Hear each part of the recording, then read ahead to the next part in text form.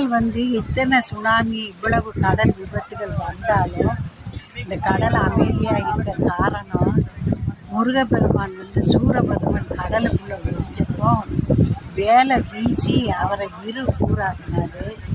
அப்போ அந்த சூரபதுமன் மருத மரமாகவும் சேவலாகவும் ஆயிட்டாரு.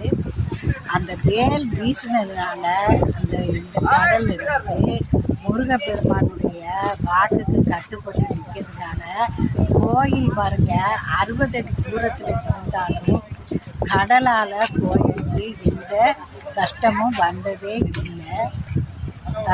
இந்த மாதிரி மணற்பாங்கான இடத்துல கடலுக்கு அருகில் இவ்வளவு பெரிய கோயில் கட்டு பாண்டியர்கள் காலத்தில் கட்டப்பட்டதுன்னா பார்த்துக்கோங்க.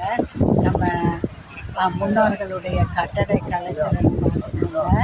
இந்த கடல்னால கோயிலுக்கு